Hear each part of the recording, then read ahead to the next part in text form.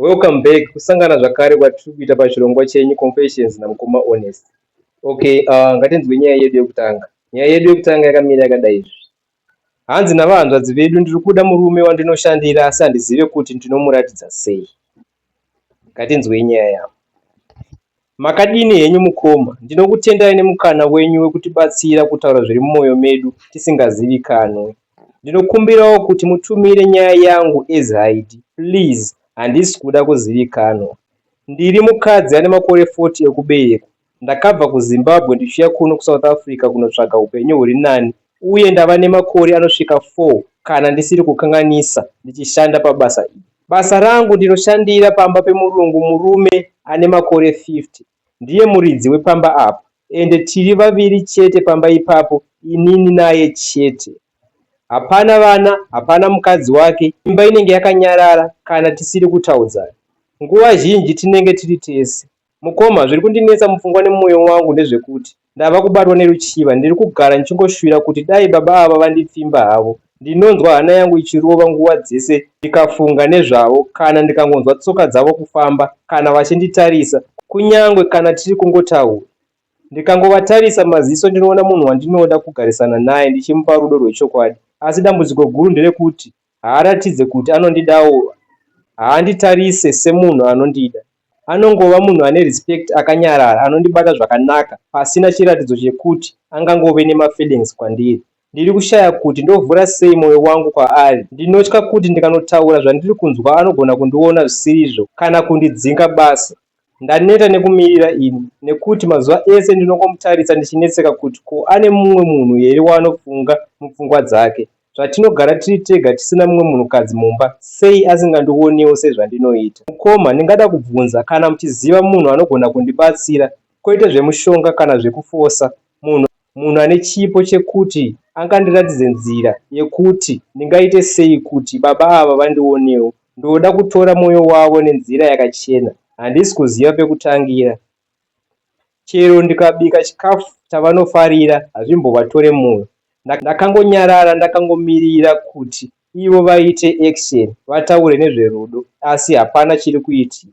Mwoyo wangu uri kundirwadza. Ndinonzwa sekunge ndiri kurarama nemunhu wandinoda asi asingambozvizivi. Upenyu hwacho hwava kurema nekuda kwemafeelings handisina munhu wekuudza. Ndakatadza kunyatsotaurira hama kana shamwari nekuti ndinotya kushorwa.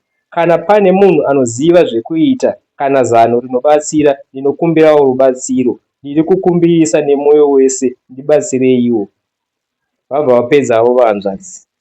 Hanzi ndibatsireiwo nemaadvices kuti ndoita sei. Kana pane munhu anogona kunge achikwanisa kuvabatsira, but havasi kuda munhu anobatsira zvemushonga.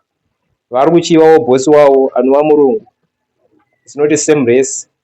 Handisiuziva kuti murungu here kana kuti muIndia, but vari kutaura kuti vakabatwa neruchiva, vari kudawo rubatsiro rwenyu.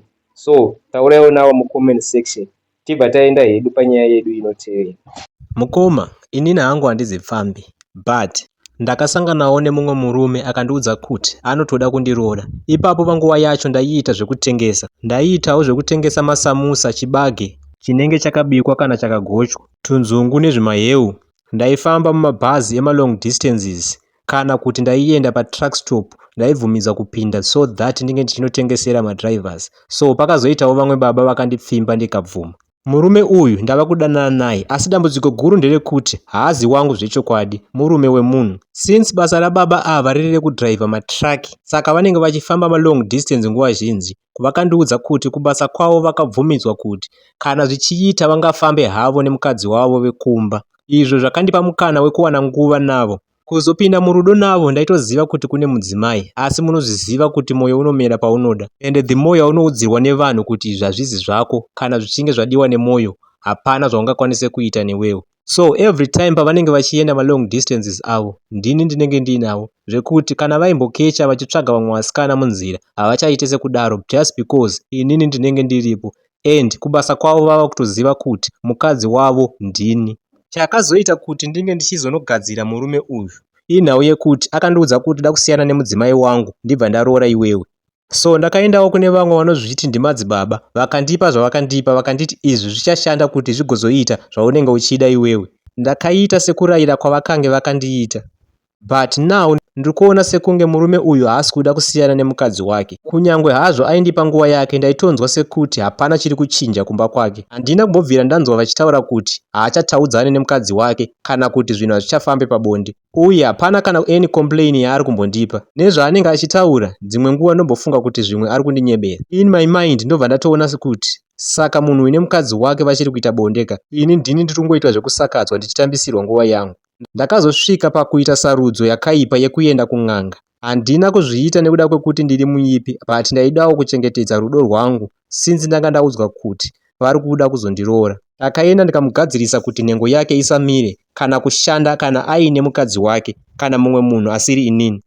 Chandaida ndechekuti kana vachinge vari vese nemukadzi zvigosvika pakuvanetsa zvekuti vanozosvika pakurambana, so that anosarudza inini, ndobva ndaita inini chete mukadzi wake pasina mumwe munhu. But now zvinoita sekunge zvese zvandakaita izvi hazvina kushanda. If there is anything, tinoona sekunge vachiri kurara vese vanhu ava, hapana kana chati chachinja, uye haazi kukomplaina. Ende ndinotozviona kuti every time paanobva kumba kwavo zvinotooneka kuti munhu uyu anga achitoita bonde, because like kana murume achinge agarisa anofanira kukasika kurasa mbeu, but iwo bodo kana zvikanzi murume ane mushonga waanenge achishandisa pakuita bonde. It's like ndiri kungoshingirira mahara, munhu uyu haafi akasiyana nemukadzi wake. Ndinonzwa sekunge ndiri kurwa hondo yandisingazofe ndahwina. Now I'm having sleepless nights ndichingozvibvunza kuti saka vanhu ava vachiri kungorara vese. But problem ndeyekuti handizive kuti ndingamubvunze sei ndisina kuzviratidza kuti ndakaenda kunomugadzira kun'anga. Handidi kuti azive kuti ndakaedza kuita zvinhu izvi zvisina kunaka, kunyangwe zvazvo ndakazviita nekuda kwerudo. My fear is anogona kundisiya kana ndikabuda pachena. Ndingamubvunzawo sei zvakangwara ndisina kumugumbura, kana kuti ndoziva sei chokwadi nezvavari kuita nemukadzi wake kana vachinge vaonana vari kumba. Nditoriwo munhu ane mafeelings anotorwadziwawo mufunge, but yandiri kutambwa nababa ava handizive kuti zvinopera sei. Munganditi ndine mhosvawo here apa kana ndirini ndakatanga kunyeberwa? Ndozviitawo sei kuti ndizive chokwadi pasina kukanganisa relationship yangu, kana kuti n'anga iye yakatondipa mumwe mushonga wefake futi handisi kumboziva kuti zvinofamba sei? Please help, nekuti mwoyo wangu uri kurwadziwa. You never know, pamwe maybe makatotangirwa muridzi wemurume, pamwe maybe ndiye akatotanga kuita zvinhu zvekuti adzivirire murume wake imi musati matomboita zvese zvamakazoita izvi. Yeah, you never know. Or else angoriwo prayer for mukadzi wacho. Saka zvinhu zvese zvamuda kuedza kuita zvakaipa zviri kufeila. Munondishamisa because imi makada munhu muchinyatsoziva kuti ane mukadzi, ko kuzoda kuti azosiyana nemukadzi wake chii ichocho? Varume vanonyeba, munofanira kuzviziva. Kana achinge atotaura kuti ane mukadzi wake, hondo yacho namuihwini. But siyanai nazvo zvamuri kuita izvi, siyanai nazvo vahanzvadzi. Okay, ngatiendei panyaya yedu inotevera. Ndiri musikana wechidiki asati aroorwa anobva kwaRusape uku. Ndaimboshanda muHarare as chef pane imwe hotel ndisati ndazofunga zvekuenda kuCape Town, uko kwandakazowana mukana wekunge ndichiita basa rinenge riri nani raindipa mari inenge yakati wandei. Mukushanda kwandaiita ndainge ndingori munhu ane hope yekuti ndinge ndichizoenda overseas kana kunoshandira kumashipi kwandakanzwa kuti ndiko kunenge kune mari pabasa rangu randinoita iri. Upenyu mumahotera hwakandirera, asi mwoyo wangu waingove kunze kwenyika. Zvisinei ndakazowanawo mukana, ndakaenda kumashipi ndichinoshanda as a chef. Zuva rekutanga ndichisvika ndakafara, ndakatarisa gungwa ndichichema ndichifara zvisingaite, kana vamwe vakatouya vachindimbundira vachitoona kuti I was still very new muindustry iyi. But chandisina kuziva ndechekuti gungwa rinogona kuva guva zvakare, ship inogona kutova mochari yevanhu. So there is this other day, basa rakanga risina kuwanda, ndakabva ndariliswa pabasa ndikabva ndanzi ndiende zvangu ndichinozorora. You know zvinoitika kumaship, it's either uri pabasa kana kuti nguva dzako dzimwe dzese unozipedza uchinge wakarara nekuzorora. So ndakarara kudaro ndakanzwa sekunge hope dzangu dzainge dzatanga kupera. Ndakabuda mubox mangu ndikatanga zvangu kufamba kuti ndimbenge ndichirohwa nemhepo nekumbostretcha miviri wangu.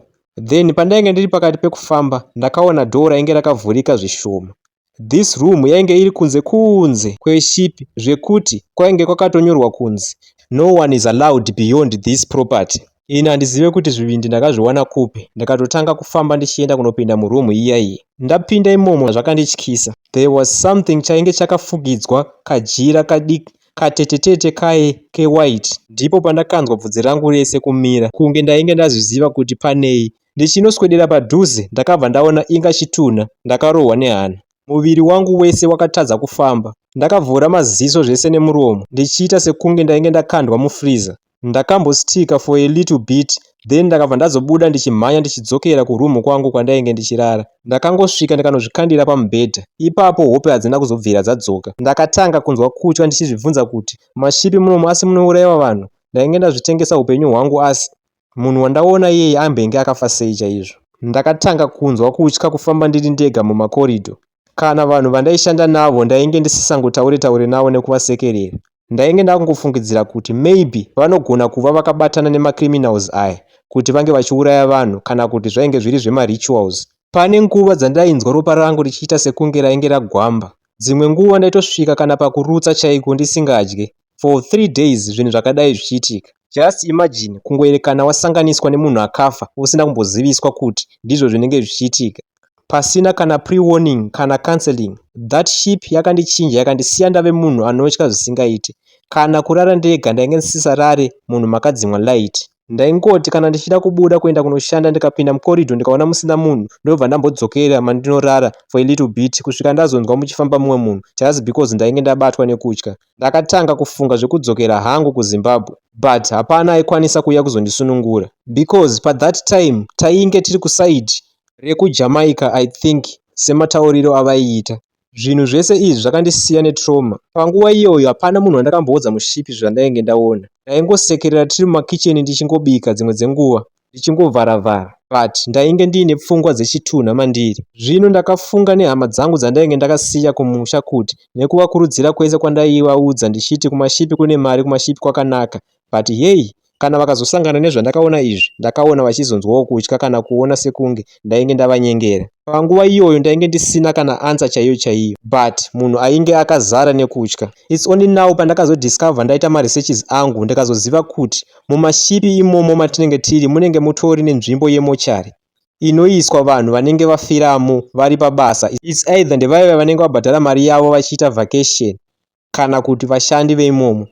So this mochari ukafa nestroke, kuzviponda, kudonha kana any sort of accident inenge yaitika kuti munhu azosvike pakushaya, vanokutora vakuisa mumafreezer wogara imomo mushipi kusvika wave pedyo nenyika yaunobva, then vanozonokusiya kumahombekombe enyika yako wozouya uchitorwa nevamwe vashandi vavo. But kana kuri kuti munhu mukuru wemushipi anenge achinge abatwa neurwere hwakanyanyisa zvinenge zvatadzwa nevanenge varimo, panouya helicopter ndiyo inozoprovide assistance either nekurapa munhu kana kuti nekuzotora bhodhi yemunhu anenge afa ichiendeswa kunyika kwake. Unotogona kugara about 2 months urimo mufreezer, chitunha chakangoti zii kunyarara pasina ari kuzviziva kuti mune munhu akafa arimo mukati umu. Handisi kutyisidzira vanenge vachida kuenda ikoko, but this experience yakangondivhiringawo zvishoma. I hope zvinobatsirawo vamwe avo since zvekuenda kumashipi zvangozara kwese kwese. This is my experience mukoma, but ndakazowana hangu counseling. Pari zvino ndave bhoo zvangu zvekuti ndiri kutotarisira kuti mwedzi unoyu pauri kupera ndinge ndichidzokera zvakare ndakawana imwe contract. Yo, ya mawani zveshuwa unoita trauma, ya kusangana nemunhu akafa usingazvifungidzire, ya kunotaka kuvhiringidza pfungwa kwazvinoita. Makatozoita counseling because zvinotokubatsirai zvakanyanyisa. Anyway, tell us what you think in the comment section. Vasiri kuenda kumabasa but vane maqualifications ekuti vanogona kuenda kumashipi. It's not catering chete, but vanoita zveudj, vamwewo venurse aid ndo yangozara kamazuva. Vanokwanisa kutowanawo chance yavo. So vanogona kana vachinge vachida vanogona kuzongotibata panhamba dzedu dzatakaisa pascreen. Then tinozongokuisai mugroup. Group rachona ndoda kuti mugare maziva group harisi rangu. Ndere vanhu vanongobatsiranawo kuapply kuti zvinhu zvavo zvinge zvichivafambira nekungozivisanawo kuti ndazowanawo post. Ya, ndo maitiro anenge achiitwa mugroup rachona. Anyway, ngatiendei panyaya yedu inotevera. Nyaya yedu inotevera yakamira yakadai. So iyi yakauya seaudio. Ya, kune vanhu vanotaura rafu manzwa. Anyway, ngatinzwei confession yavahanzvadzi vedu ava kuti vari kuti kudini. Chitupa changu nemakore hazvinei nemi, chandiri kungoda kuti muteerere nyaya yangu. Handisi kuda kuti mundijaje kana kuti muzotaure zvinhu zvisina basa, nekuti ndikutoziva kuti nyaya yangu iyi vazhinji vachataura zvinhu zvisina basa, but at least ini ndauyawo ndabuda pachena. Zvandakaita hongu ndakatadza, but handinyare nazvo. Kana ndifunge kuti pane munhu andichazoti sorry, never. So inini tinogara tichinetsana nemurume wangu, but kunetsana kwedu kwese handina kuzombofungidzira kuti achazosvika pakuisa ruoko rwake pamusoro pangu kundirova shuwa. Pekutanga achindirova ndaiti zvimwe kuda zvaperera ipapo, but ndakazoona ava kuda kutoita chijairire, ava kutoenderera. So paakazondirova chaizvo, ndakangoenda ndikamira ndikazvitarisa pamira ndigoona zvanga zvakaita fesi yangu. Ndakangozviudza kuti uyu ndiye achakaura manje. Ndabva kwandakabva ndichizvitamburira nevabereki vangu, then ndozororwa nerimwe bharanzi rinenge richida kundishungurudza zvaro. Murume anonzi ndiye anofanira kukuchengetedza, but akutokuita rafu kudaro. Handifungidzire kuti imhosva ingaroverwe munhu kuti ndawanikwa ndaisirwa meseji neex yangu yandakambodanana nayo, yakandiisira meseji kuFacebook. Zvakatangira pakuti ndakanga ndaisa picture yangu ndakapoza ndiri ndega kuFB, then achibva aita like, then ndopaakabva azondiisirawo meseji. Murume kungoona izvi kutotanga kundipopotera. Ndikangozvibvunza kuti rinopenga asi rinoti zvinofamba sei. Handi kana munhu uchinge watoposta unenge uchitoda malike nemacomments, but kuposta kuFacebook hazvireve kuti ndave pfambika. So pachangu ndakabva ndaita decision yangu, ndikati murume anorova mukadzi ngaazive kuti kune vamwe varume vanoziva kukoshesa vakadzi kunze uku. Ndakazvibata hangu for 2 weeks ndisina kana kumbotaura nezvayo nyaya iyi. Apa iye aingofunga kuti ndakangonyarara zvangu kana kuti ndiri kumutya, asingatozive kuti ndainyatsoronga plani chaiyo ida kumupfidzisa. So zvakazoitika ndezvekuti ndakaenda kumusha, kumusha kwavo kuna Tezvara. Ivo vachizosvika pakundibvunza nenyaya yacho, murume wangu aitenge akanyepa. Vakanditi hanzi ndakanzwa kuti makanetsana nekuda kwemari. Ndikati ini ndakatozviramba because handaimbobvuma zvinhu zvandaiziva kuti handambozviita ka. Ivo baba vake vaiva munhu aindifarira zvekuti mukaona murume mukuru anotaura kuti muroora gara hako pasi, ndichakuitira zvakati nezvakati kana kukubikira chaiko. Ndikati zvangu zvaita. Kosei mwana wavo asingazive rudo serwunoitwa nababa vacho. Kutsamwa kwese kwakambopera nekubatwa kwandaiitwa naTezvara. So vakazouya mumwe musi vachindibvunzisisa kuti muroora chindiudza kuti zvakanyatsa kufamba sei chaizvo. Ndikatovadaira kuti handaimbozviziva kuti mwana wenyu ndozvaari baba. Mwana wenyu akandirova. Zvikanzi ava kupenga kani mwana uyu. Kana naivo vakatotanga kundinzwira tsitsi. Ndipo pandakatanga kuvaratidza kuti ndine rudo navo. Zvisiri zvekunyengwa kana kuita sei. Ndakatoona kuti ndaitofanira kuti ndinge ndichizosvika pakudanana navo.